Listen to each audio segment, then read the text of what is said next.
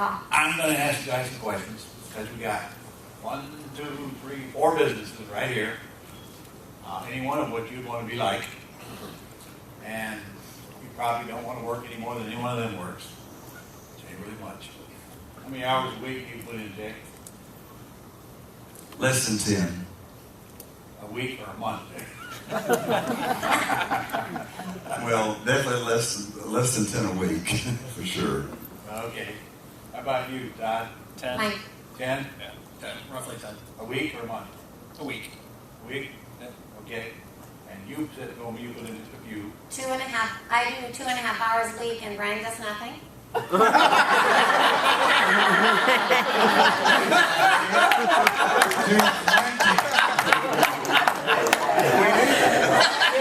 thinking a lot. Thanks everybody laughing at my expense. No,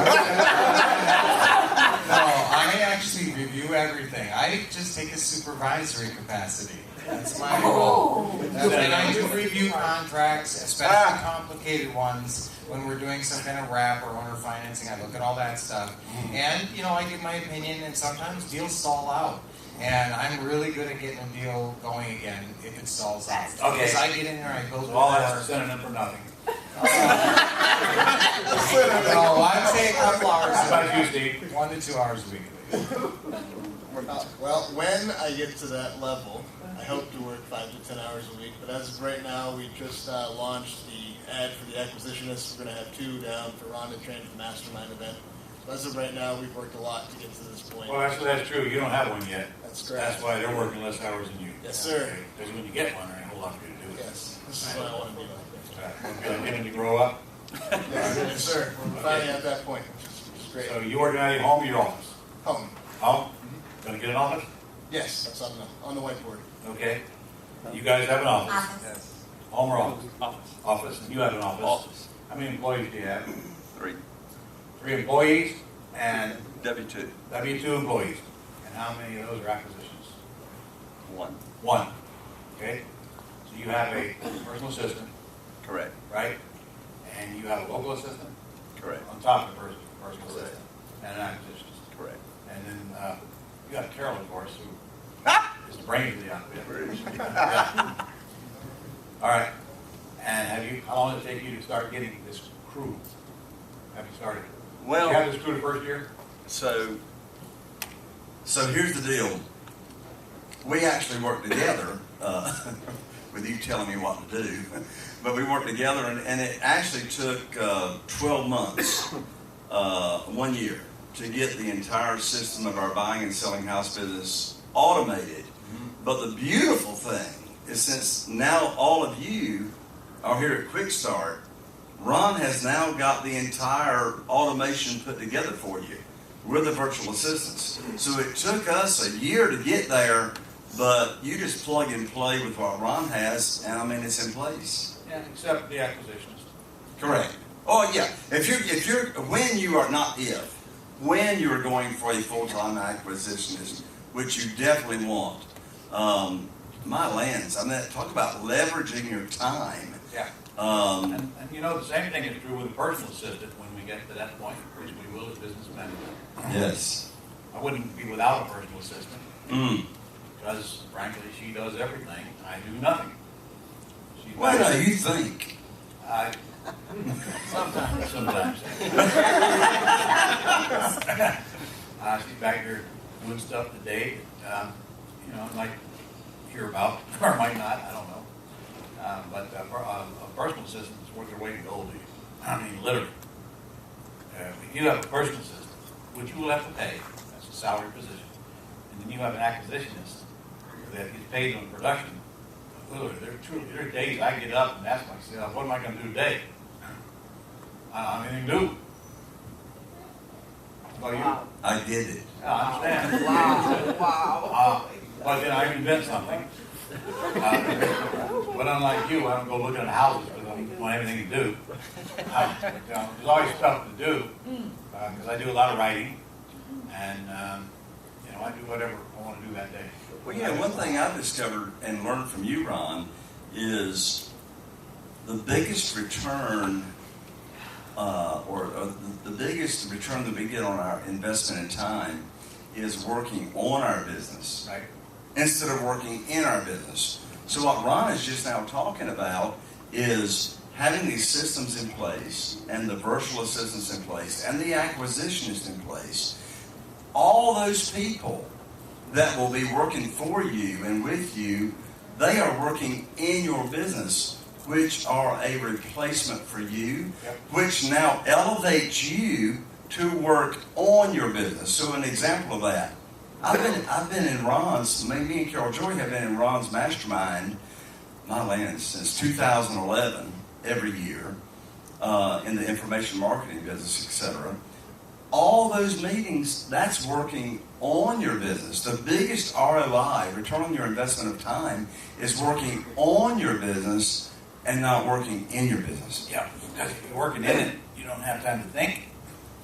A lot of the minutia, and you can't get anything worth doing done.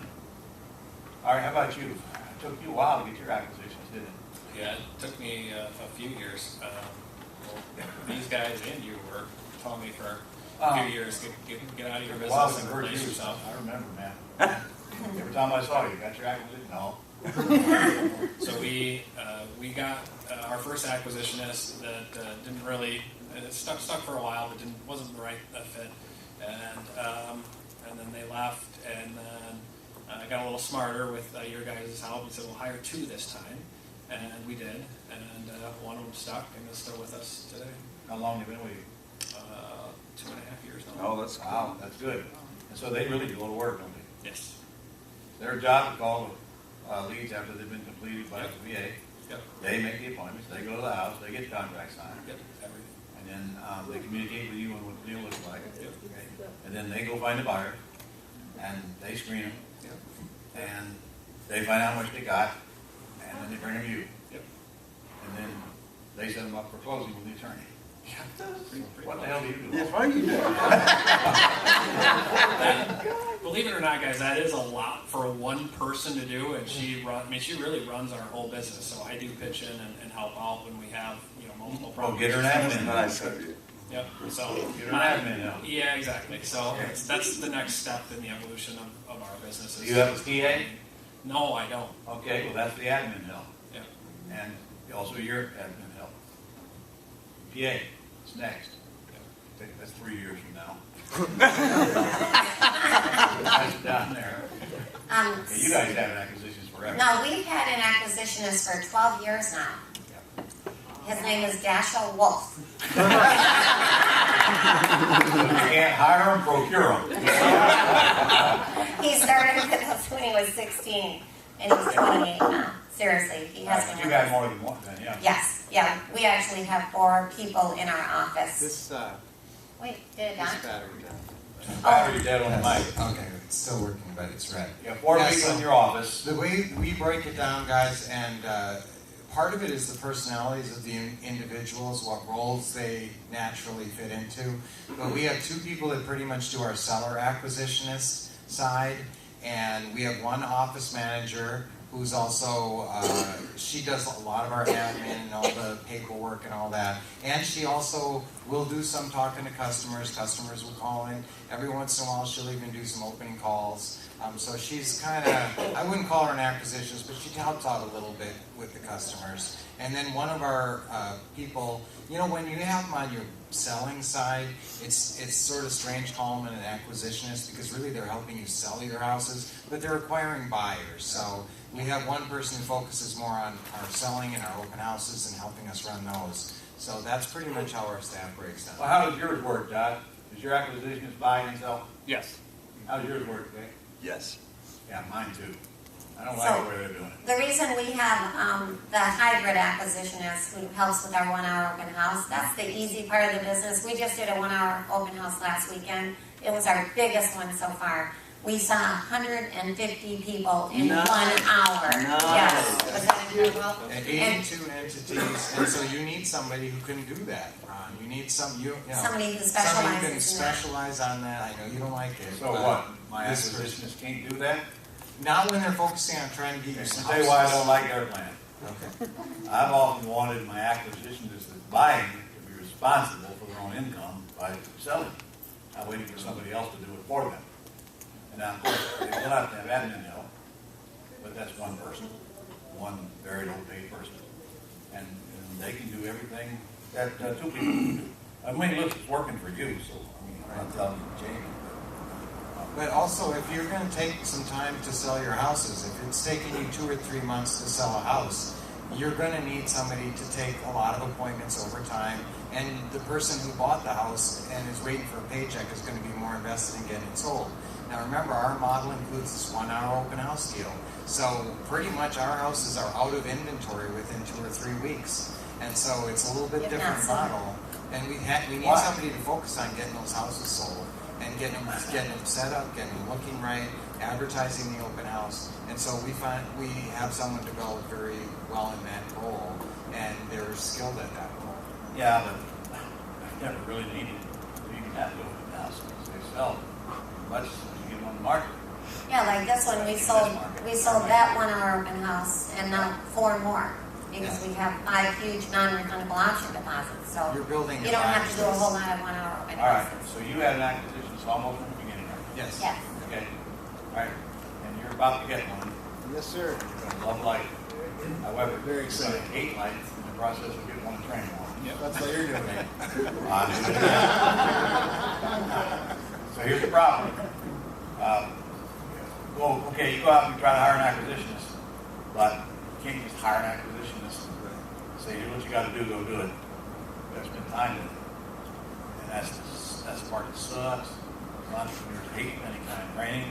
They'd rather just hire and then fire them when they don't do it. We do have a really good VA that I trained, and now a bookkeeper, so that really lifted us too, Well, which was really cool. So this would be a huge step for us. yes, it will. Steve. No. Closer. Mike.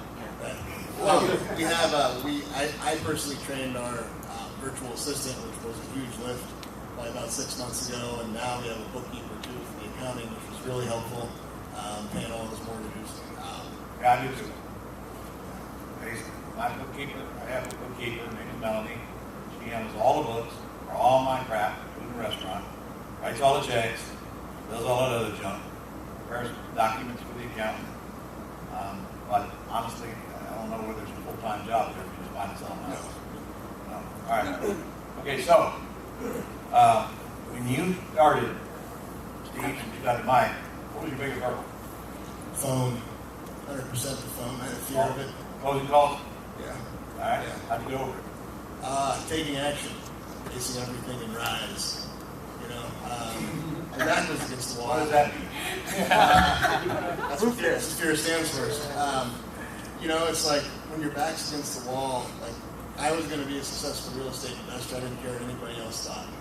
Right. So, you know, taking action and getting the leads, and you know, I would work however long it took. I don't care. It wasn't punching the clock. You know, we were getting 2 to 3 deals that month, and that was that. And it was a decision that I made, and I was certain that it was going to happen. So how did you get over fear of getting on the phone? I was just practicing the scripts. You know, Practice? You practice yourself to do recording it? calls. Yeah, I'd read them aloud 10, 12 times in a row, like every day. Probably a little drugs along the way home. That ain't in the manual, by the way. Having the mind, body, and spirit, like nothing bad goes in my life. Okay. Why can't we hear you on that mic? Mike's cutting out. It's cutting out. Battery. Get some batteries, this thing. Battery. Isaiah. Oh, now it's All right. good. Oh, it's So so Todd, you already told us that you had the same problem you started. Had to try to move on. Yep. So how did you fix it? There was a couple. Oh, that's really There we go. there was a couple things for me that really helped. One, these guys were my mentors, and they were really big in teaching preparation. Brian always was hammering, you need to be prepared when you make those closing calls. I think the biggest thing for me was just fear of sounding stupid, fear of not knowing what to say. So practice was really big for me, and I did it the wrong way when I first started. I would take the scripts and I was just kind of reading them, but not reading them aloud, and I wasn't giving my brain the opportunity to hear the words coming out of my mouth. And so my first couple of phone calls were absolute train wrecks. And I'm thinking to myself, what? That didn't sound like it sounded in my head. Right? And so then I was like, okay, what's going on here? And I think on one of my coaching calls on that said, Todd, think of it like you're an actor, right? If I was a director and I gave you your lines, I wouldn't expect you to show up the first day on set and just read your lines. You need to rehearse them. That's the picture you have to have. Any actor is going to rehearse their lines over and over and over again until it's second nature, and it sounds conversational.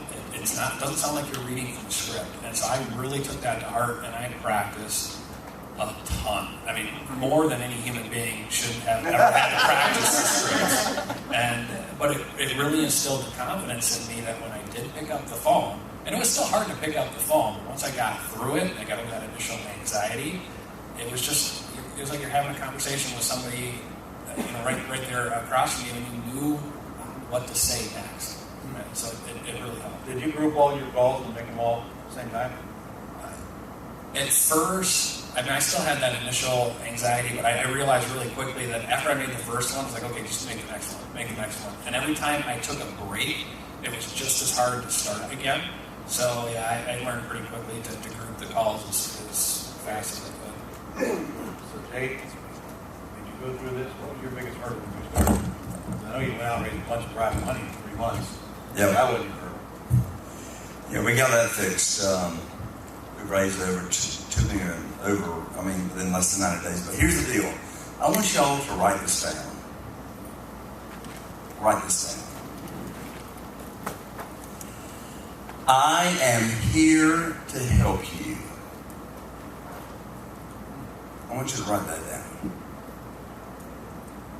I am here to help you. So the reason I asked you to write that down is because when I started making seller phone calls on property lead sheets 10 years ago, when you approach, so what I'm talking is mindset. I'm talking framing. The scripting that Brian and Lynette teach you is critical. The scripting is critical. But along with that, what you're thinking in your head, I am here to help you. You see, here's the deal. And Ron taught me this. None of us would be in business unless there was a problem to fix and solve. Problem would be the house, would be the seller, in this case, they're all seller problems. So either it's the people that have a problem, or it's the house that's got a problem, and sometimes it's both. And so when I approach and I'm making that seller call, I want to have in my brain, this is not about me. This is about them. They got a problem. They would not have responded to our marketing. They would not have responded to our yellow letters. Or put an ad online. Or put an ad online. Or responded to anything that we're doing unless they were raising their hand parenthetically saying, please help me. All right. Well, let me move on here. So I'm just saying this.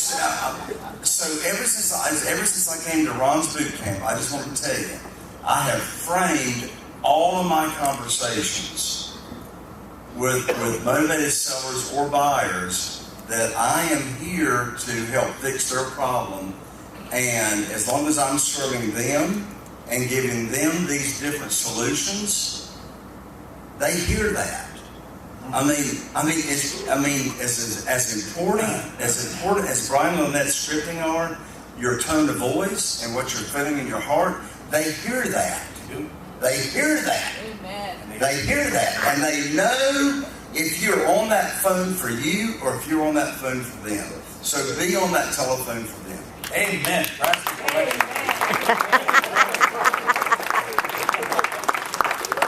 See why we call him Preacher Jay? You know, Ron taught me something when we first started the business, and we looked at marketing. We were interviewing him all about marketing. And he said a phrase, he said, it was a radio station, so write this down. Yes. WIIFM. Yes. What's in it for me? Yes. That's what everybody's thinking out there, and that's what all your sellers and buyers are thinking. What's in it for me? So that's where you're out there to help them. Now, you can be thinking, I'm here to help, and that's certainly our approach, guys. We have a very servant's heart, as Ron said, and that's how we approach folks. But be careful about saying that, because people don't want to admit they need help, especially guys. So if you say, hey, how can I help you? I want to help you. Some people will react negatively to that. Now, some people, you can be a good shepherd, and you're guiding them through, and they're sheep, and they're looking for help. And it's pretty obvious, and you can be very helping and very guiding to them. But some folks, like if you're talking to another investor, be careful if you say anything like, I'm trying to help you. Brian, when you first started, was your self-esteem low, high, medium, middle, what? It was up and down. It was up and down on a pretty regular basis. And I hated the job I was in, but sometimes I was great at the job. I was making a lot of money and I was getting a lot of accolades, so then I'd be filling up, and then I'd go home and realize I hated my life, and it'd be down. Okay, I'm talking about your self-esteem now. Not your overall attitude. Well, I guess I've always thought, now guys, I've always gone into life expecting success, and that's kind of always been my approach, and somehow, somewhere, I think it's my grandma on my mom's side, told me that I was going to be something special. And so somebody in your life back when you were a kid told you were going to be something special. And now Ron has showed you the vehicle to take you there. That's true. All right, Lynette, how was your self-esteem when you started? Because you didn't really want to do this. You thought he was nuts. I did. You know what? I was the negative spouse. Yes. Did you guys know that? No, I really was. Brian came home, and he actually met Ron. Well, actually, he met SDI. Well, I saw a late night infomercial with Ron on it, and I went and I saw Ron at a local hotel, and I could tell that this was something that was different than anything I'd ever seen before, and I was going to get Lynette involved, and I had to slow play it a little bit. But I got her involved, but she was a pretty skeptical realtor. Remember, she was selling new homes, and she was making $250,000 a year or more. And she had a real machine mentality going. And this was something brand new that she didn't know if she could count on. And so she was a little bit What turned her around? skeptical. I came to see you, Ron. Actually, it was the first time Brian brought me to this same event right here that you guys are at. It was called the Millionaire Maker or something. Okay. How long did it take you to get a check after you started? I think it was about 45 days, something like that. But then they came a whole bunch all at It once. was I think we a closed snowball on effect 8 once you got that deals. first deal. Okay, But so you found me on TV. Where'd you Yeah. find me, Steve? Say that again. How'd you find me? Mike. I was sitting at lunch and with another investor at the time. This was like almost 2 years ago. And he shows up in a Ferrari, and I told him, selling about 50, 100 homes a year, as a real estate agent, and told him about all the money we were making. So just like Lynette, about the same. And he goes, "Geez, that seems like a lot of work for a little bit of money." $4 million, a little bit of money, right? He goes, "Have you ever heard of Subject 2? I go, "What? Oh, everybody wants to do that, right?" He goes, I go, who are some people who are some people that were, that you look to? And he goes, "Well, the big ones are like Ron LeGrand, Carlton Sheets." He rattled off a few, and so I found Gold Club. And then I stuck to Gold Club and watched every single bit of information on that for about 2 months. I had 3 deals come in the summer. That was it. So how was your self-esteem when you started? It was up and down. Like, it was real low sometimes, and I get hit in the face, knocked back down as you do in this business. Well, I want you to stand up and show everybody the socks you're wearing. You gotta do it. You don't wear that with Pretty easy to make fun of. Last year, I don't know, we did 35 deals, $1.1 million in cash and equity. borrowed a whole bunch of private money, thanks to Jay. The system is Class Act, like Class A. It will get you money now for sure. Okay, And the well, rest is while you got the mic, what's the biggest mistake you made so far? not getting enough down. From the buyer. Yeah. Taking the check too soon, I would say. Put somebody in there who shouldn't have been in there. Yeah. You just made a problem you got to fix later. Yeah.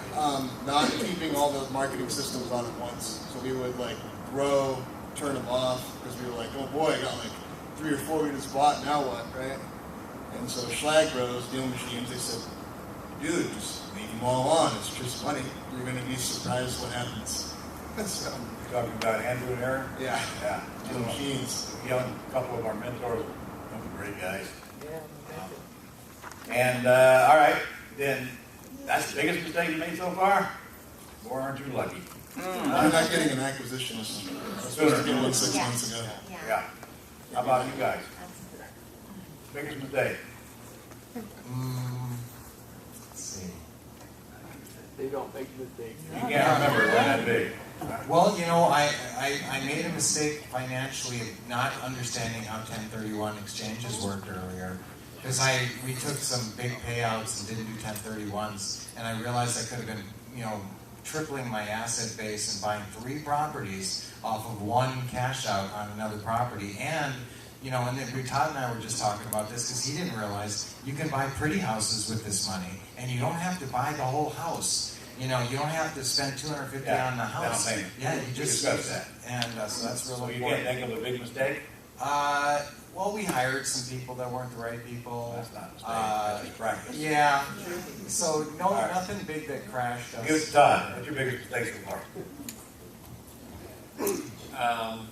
I think there's probably 2. Well, one just goes back to not getting in acquisitions quick enough, but then I can think back over the last 5 years, I've had 2 properties that I would say were what I would call problem properties, and just like Steve said, oddly enough, they were the ones that I took the lowest down payment on.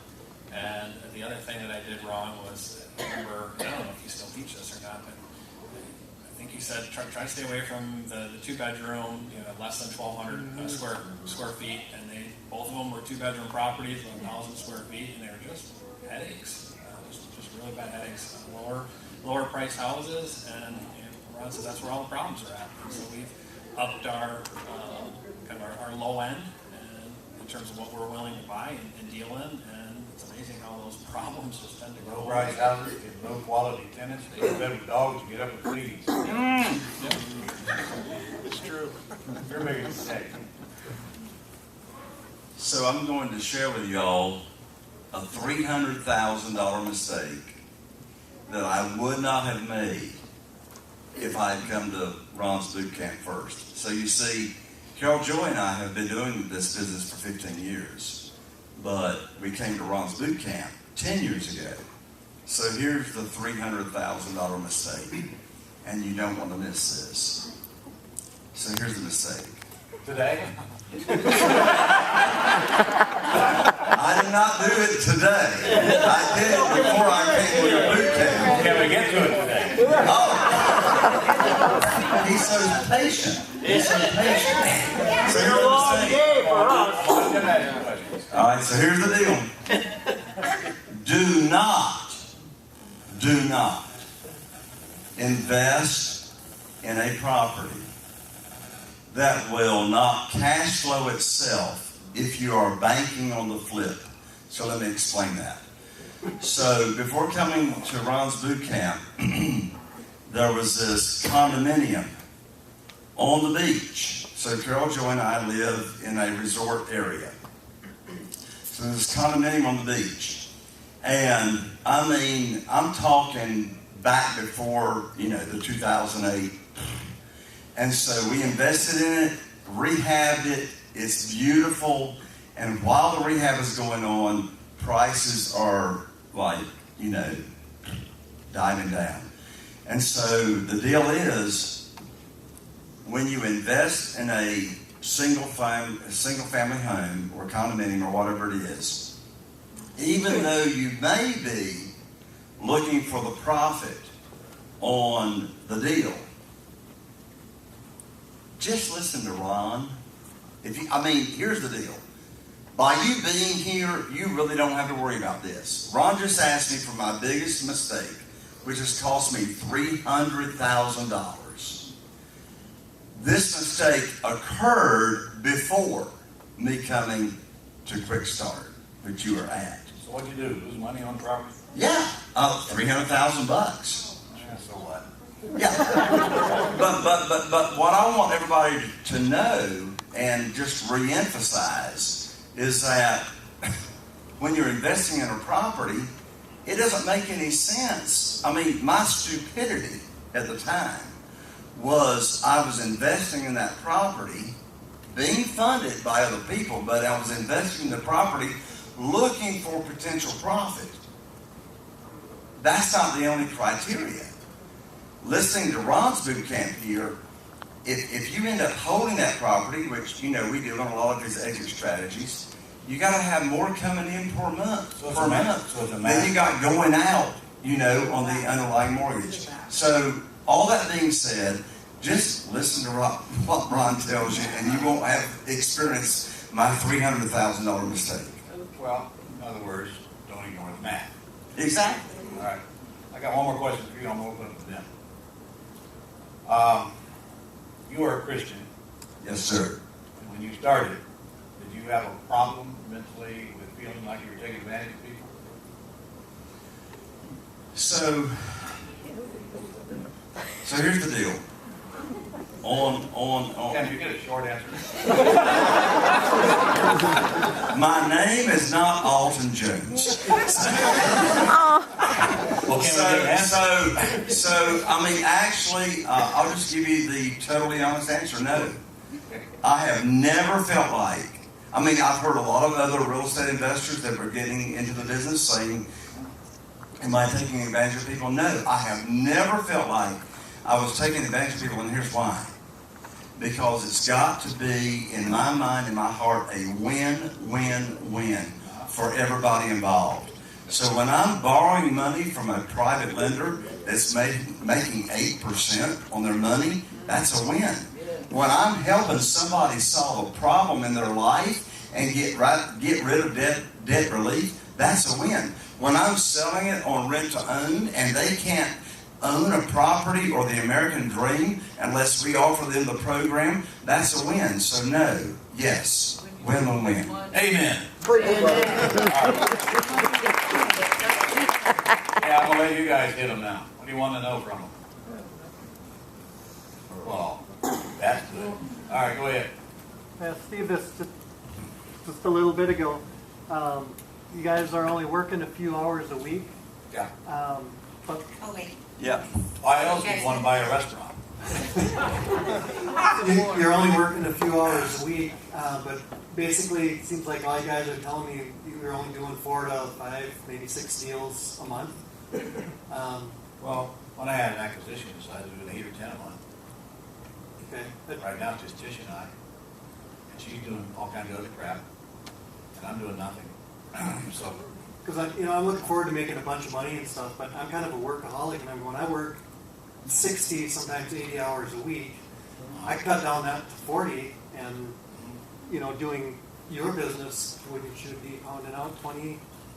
you honestly deals? think I don't know. I really don't do any work? No. I realize you do work, and it's, Maybe but you're not. working on the business, not in the Maybe business. not what you think is work. But I work from 8 o'clock in the morning until 8 o'clock at night, 7 days a week, 365 days a year. Doing what I want to do. And there sure ain't no sweat involved in it, I can tell you that.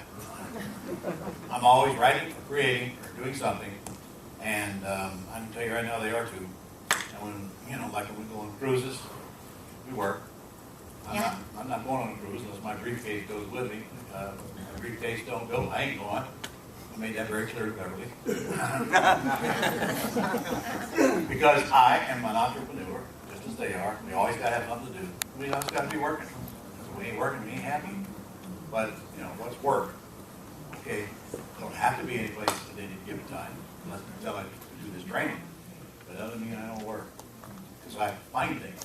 You always write a book, you run out of stuff to do. Shouldn't you? Okay? He's free, got a book. By the way, I'll tell Jay's story here. How he got into selling his information on private lending. I'm gonna tell him. No. Okay. I don't know how many years you were into the house business. I don't know, maybe 5. Yes, Okay. 5. Came to me one day and says, I am bored. Business on autopilot, don't have anything to do. What's next? So I said, well, what are you best at? He said, raising private money. Okay, that's what's next. So we went to work creating, he went to work creating a course on how to raise private money.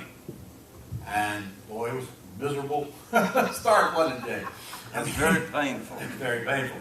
So he came in and consulted with me. And so I set a date for his first event.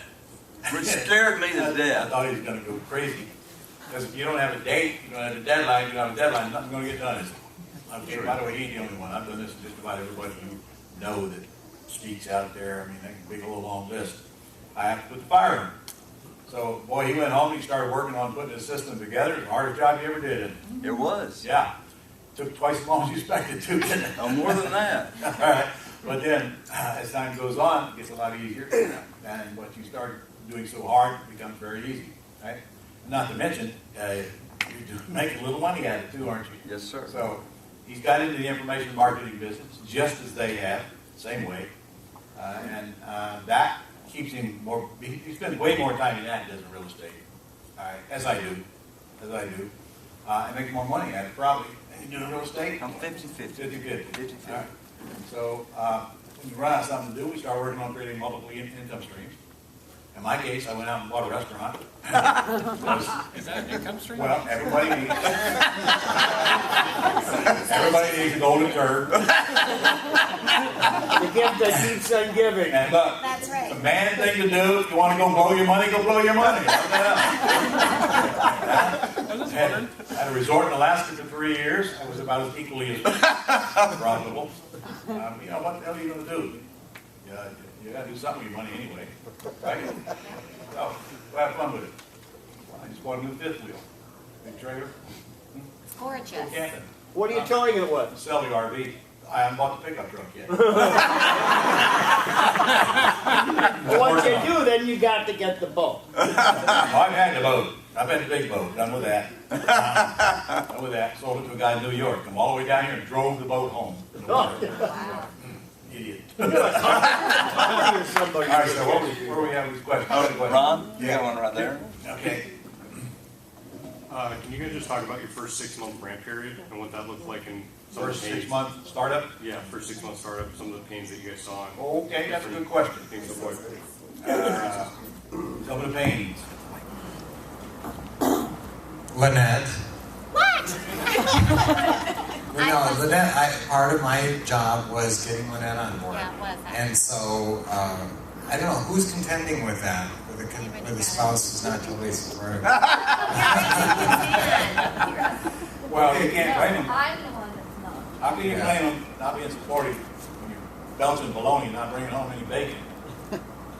How can you blame them when they see checks? Right. Especially they don't come to the training with you.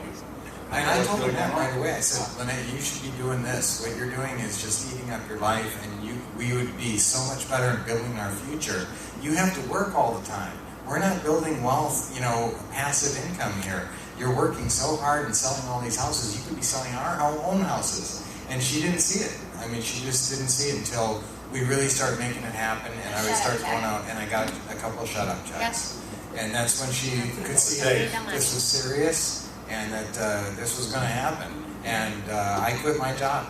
I was making a lot of money, but I quit my job, and she said, okay, you must be serious. And I got serious very fast. We hired Melissa right away, too. So we knew, like I said, guys, I already told you, this is it. I made a decision. I locked in very early.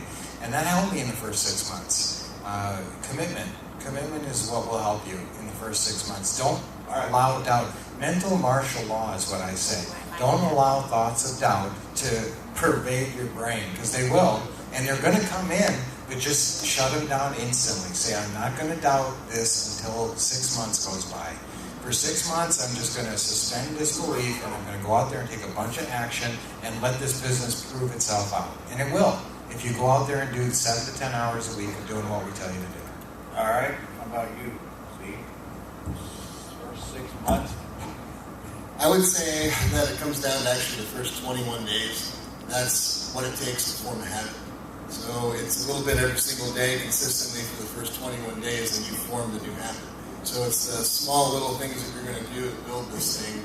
Like getting started is to get your Pat Live up, get your Tresta set up, get your website built, get your lead flows. You're going to have to learn how to manage each one of the lead sources and perfect that until you can systemize it and turn it over to somebody else. So you got to do something every day. Yes, yeah. That's why I'm giving you a 30-day plan. Yeah. What to do every day, 30 days. Yeah, the master's program literally lays it all out for you. All you have to do is duplicate it. All right, Todd, first 6 months. Yeah, I actually would just go back to the first 30 days. The first 30 days for me was really critical. I will tell you, my self-esteem was so low when I came into this business after leaving my job and not being able to make it as a real estate agent, and I was scared of the phone. I was my own worst enemy. I was probably the biggest critic of myself. There was nobody else out there that was going to be harder on me than me, and thankfully I knew that. I had the right coaching. So it was a lot of pouring time and mental energy into getting the thoughts in my head right. And because I didn't have that job when I first started, it took me about 30 days to get my first property under contract. And when you think about it, that's really painfully slow when you're working on this business or working on yourself and practicing the scripts for essentially 8 hours a day, 5 days a week, which is essentially what I was doing, to show you how much time I had to work on me. But once I got the mentality right, and once I felt a little more comfortable on the phone and started taking action, things started to snowball. And after I got it was really after I got that first property under contract, things, you build incremental confidence. You do the first one, and it's like, okay, rinse and repeat, okay, how fast can I keep doing it? And so once you get that initial belief, and that's why we work so hard to get the students to the first deal, because it's just, things just snowball from there. So much more of your belief just kicks in after that point. Yep. So we get that first deal vulnerable. Yep. Any deal is going to get you real easy. Yes. First deal is the hardest. First 6 months, struggle. Focusing on property lead sheets. What my mentor focused me on is if I don't have seller leads coming in consistently every week, I'm out of business. Not only am I not out of business, I'm not in business. So focusing on what in the world am I doing with the different ways that Ron has taught me to get the seller leads coming in. Yep. That was my focus. Get seller leads. And that doesn't matter if it's, just part of the list of the Gold Club leads, the yellow letters, whatever it is. I got to have, here's the deal. What I learned very quickly is if I'm not making money, it's because I don't have enough seller leads coming in, and I don't have somebody on my team looking at my seller leads, i.e. mentor, that can tell me there's a deal. Already not calling. Correct. Okay. Big old pile up on your desk will make you how much money? So you do what? Nothing. Start calling. I always say the 2 keys to success, guys, write this down. Consistent lead flow, timely closing calls. Consistent lead flow, and that means 20 a month at least. And timely closing calls. You got to make them when they come in. And don't let them lay around for a while. And then you got to have good follow-up too. If you don't get them one day, you call them each day until you get them. Every new lead that comes in, you call every single day until you talk to them. And here's the deal on what Brian just said, and I'm so glad you said this, Brian. And I learned this as we got into the business. A deal today, the money a lot of times in the follow-up, and I've heard Brian teach this. A deal that's not a deal today, put that thing on follow-up. So Ron taught me 10 years ago the Ancient of Days follow-up system, which was an accordion file. This is not on the internet. This is like a cardboard 1 through 30 accordion accordion file. And I had 2 files. I'm talking 10 years ago, and it made me $1 million the first 12 months. I had 1 through 31, and I had January through December. You stick it wherever you want to go. And I stuck it. He taught me that. I took that property lead I sheet. still use that system. Yeah. I took that property lead sheet, and when talking to the motivated seller or seller, they're not motivated today, but I put it 7 days out, or I put it 30 days out. I mean, All right, we got one. Okay, by the way, if you want to fix your fear of calling, go get some pot. Smoke the pot. You won't care. I gotta keep going here, guys. Thank you.